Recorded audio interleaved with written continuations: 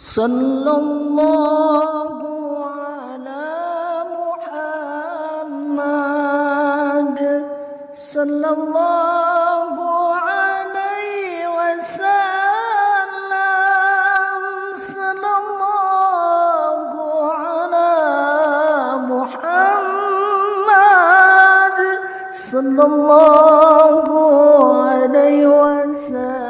Alhamdulillahilladzi ikhtara al-baqa'a li nafsihi wartadah wa hakama fihim bi'adlihi wa amdah wa yassara kullan lima khuliqa lahu fa ardah. Ahmaduhu subhanahu wa ta'ala wa ashkuruh wa syukru yujibul mazida min rifdih wa ashhadu anna sayyidana wa nabiyyana Muhammadan abduhu wa rasuluh alladzi khassahu bisyafa'ah. Allahumma fasalli wa sallim wa barik ala sayyidina Muhammad ali wa ashabil kiramil bararah wa sallama tasliman katsira. Amma ba'du fa ya ibadallah, usikum wa iyaya bi taqwallah wa ta'atihi faqad fazal muttaqun. Faqala Rasulullah sallallahu alaihi wasallam, salasun munjiyatun khasyatullah bisirri wal alaniyah wal adlu fir ridha wal ghadab wal qasdu fil ghina wal faqri wa salasun muhlikatun syuhun muta'an wa hawan muttaba' wa ijabul mar'i nafsahu.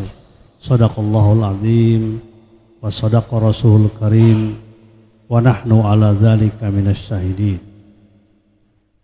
Hadirin sidang Jumat rahimakumullah, Rasulullah sallallahu alaihi wasallam dalam hadis riwayat Imam Bukhari yang saya sampaikan barusan menjelaskan beberapa faktor, beberapa sifat dan perilaku utama yang menyebabkan manusia itu akan mendapatkan keselamatan. Keselamatan di dalam kehidupan di dunia, keselamatan dalam kehidupan pribadi, keselamatan dalam kehidupan bermasyarakat, berbangsa dan bernegara. Siapapun kita ini, ketika kita melaksanakan 3 perintah Nabi ini yang merupakan sifat utama dari seorang mukmin, ia akan mendapatkan kesuksesan dan keselamatan. Yang pertama adalah khasyatullah fis sirri wal aliyah. Kita diperintahkan untuk senantiasa bertakwa kepada Allah, takut kepada Allah subhanahu wa ta'ala dimanapun kita berada. Kehidupan kita sama, di masjid, di luar masjid, di pasar, di tengah keluarga, di tengah-tengah jalan raya, di keramaian kita, kesibukan kita. Dalam melaksanakan tugas, senantiasa kita menjadikan takwa kepada Allah sebagai sarana kehidupan kita yang utama. Bahkan ketika Rasulullah mengutus Mu'adz bin Jabal untuk menjadi seorang gubernur di Yaman, beliau mengatakan, ittaqillah haitsuma kunta, bertakwalah Anda kepada Allah dimanapun Anda berada. Hadis ini sekaligus menggambarkan bahwa yang namanya takwa tidak ada tempat khusus. Takwa itu bukan berarti tempatnya di masjid saja, di musholla saja, atau di tempat kita sedang melaksanakan pengajian. Tetapi ketika kita sedang melaksanakan transaksi, kegiatan ekonomi, sedang menyelamatkan kehidupan kita, sedang mencari rizki, maka itu adalah bagian dari ketakwaan kita kepada Allah subhanahu wa ta'ala. Bahkan Rasulullah sallallahu alaihi wasallam ketika bertemu dengan seorang pemuda yang kelihatannya capek, tapi kemudian pemuda itu di tengah-tengah padang pasir, dia melihat Rasulullah dengan rombongannya yang baru pulang dari perang Badar, dan pemuda itu tidak ikut perang Badar. Tapi ketika Rasulullah SAW menyambut tangan pemuda itu, dirasakan tangannya itu adalah dalam keadaan kasar. Maka kemudian ditanya oleh Rasulullah SAW, madza fika, apa yang Anda lakukan sehingga tangan Anda sangat kasar? Kemudian pemuda itu mengatakan, saya berusaha mencari rezeki dengan cara membelah batu untuk kemudian dijual, dan hasil penjualannya saya berikan kepada keluarga. Maka Rasulullah mengatakan sambil mencium kedua tangan pemuda itu, hadhihi yadun yuhibbahullah. Ini adalah tangan yang dicintai oleh Allah Subhanahu wa taala. Hadhihi yadun la tamassuhan nar. Ini adalah tangan yang tidak akan pernah Anda merasakan tangan ini dikenakan siksa api neraka. Ini menggambarkan bahwa takwa itu ada dalam pekerjaan kita. Ketika kita melaksanakan tugas kewajiban kita sehari-hari, mencari rezeki dan nafkah untuk diri kita, keluarga kita, tanggung jawab kita semuanya, rezeki yang halal dan berkah, ternyata itu semuanya merupakan bagian dari ketakwaan kita kepada Allah Subhanahu wa taala. Islam itu tidak mengenal paham sekularisasi, paham yang membedakan antara agama dengan kehidupan, bahwa agama itu tempatnya di tempat-tempat pribadi, di urusan-urusan pribadi, urusan yang hubungannya kita dengan Allah Subhanahu wa taala. Tetapi ketika urusan dengan sesama masyarakat, urusan dalam kegiatan ekonomi, pendidikan, politik, itu sama sekali tidak terkait dengan agama. Ini adalah paham sekularisme yang sangat membahayakan, yang sekarang mulai digencarkan di mana-mana.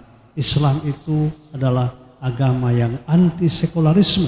Kenapa? Karena kita tidak membedakan kehidupan dunia dan akhirat. Kita ingin sukses di dunia dan ingin sukses di akhirat sesuai dengan doa kita yang selalu kita panjatkan kepada Allah Subhanahu wa taala. Ya Allah, limpahkan kepada kami di dunia ini kebahagiaan, kesenangan dan keselamatan, dan limpahkan kepada kami di akhirat pun juga kebahagiaan dan kesenangan, dan jauhkan kami dari siksa api neraka. Ini gambaran yang dimaksud dengan khasyatullah fis sirri wal alaniyah. Yang kedua, Rasulullah mengatakan bahwa seseorang itu akan mendapatkan munjiat, keselamatan di dunia, di akhirat, ketika dia bisa berlaku adil. Al-adlu fir ridha wal ghadab. Dia bisa berlaku adil, tetap istiqomah dalam kebaikan, walaupun dalam situasi berat, ya dalam situasi ridha, rela, ketika dia mendapatkan kebaikan, dan kemudian juga ketika mendapatkan kesulitan yang emosinya naik dan lain sebagainya. Ketika mendapatkan berbagai macam tekanan-tekanan dalam kehidupan ini, dia tetap istiqomah dalam kebaikan. Inilah yang kedua, kita berlaku adil kepada orang lain, berlaku adil pada diri kita, berlaku adil kepada tetangga kita, masyarakat dan bangsa kita, dan lain sebagainya. Kita tidak cepat menuduh pada orang lain dengan tuduhan-tuduhan yang tidak benar. Inilah yang dikatakan al-adlu fir ridha wal ghadab. Kemudian yang ketiga, wal qasdu fil ghina wal faqri, yaitu kita hidup sederhana sesuai dengan kebutuhan kita dan sesuai dengan kemampuan kita. Jangan terbawa oleh semata-mata keinginan, walaupun tidak mampu kita kemudian mengusahakannya, padahal kita tidak mampu. Apa yang kita baca di surat kabar beberapa hari ini di Radar Bogor tentang banyaknya mahasiswa sebuah perguruan tinggi yang terjerat yang disebut dengan pinjaman dengan jalan online yang sangat membahayakan. Itu apa sebenarnya? Di samping ada aspek penipuan, juga karena gaya hidup kita yang selalu ingin mendapatkan kebaikan, kemewahan, tanpa disertai dengan kerja keras, dengan diingin-ingini, dengan keuntungan yang besar. Kalau Anda memberikan uang kepada kami sekian juta, maka dalam waktu sekian akan Anda mendapatkan keuntungan sebesar 10%. Inilah yang sekarang gaya hidup sekarang ini. Karena medsos yang begitu masif ada di tengah-tengah kita, menawarkan berbagai macam kemudahan, tanpa dipikir kemudahan itu bagaimana cara mendapatkannya. Padahal kita menyadari bahwa kemudahan, kesuksesan itu tidak akan kita dapatkan tanpa kerja keras, tanpa usaha. Islam itu agama yang mendorong kerja keras, agama proses, bukan agama hasil.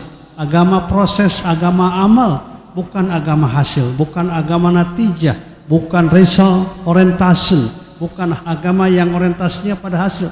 Wa qul i'malu dalam Al-Quran, fasayarallahu amalakum wa rasuluhu wal mu'minun. Katakanlah, beramal kamu sekalian, Allah akan melihat amal perbuatan kalian, dan kemudian juga orang-orang yang beriman, dan kemudian akan dikembalikan kepada Allah Subhanahu wa taala. Hadirin sidang jemaah rahmatullah, yang kedua adalah bagian dari muhlikat yang menghancurkan kita.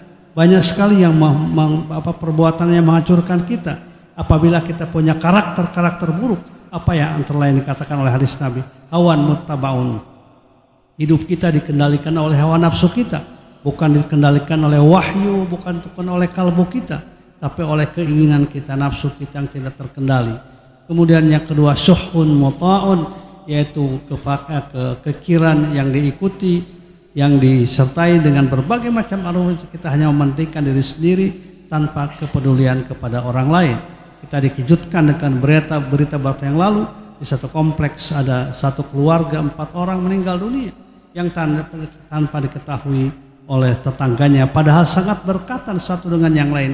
Inilah yang terjadi sekarang, masa sekarang ini. Kita baca di luar negeri juga begitu banyak penderitaan orang, stres dan lain sebagainya, karena jauhnya dengan sesama manusia dan jauhnya dengan Allah Subhanahu wa taala.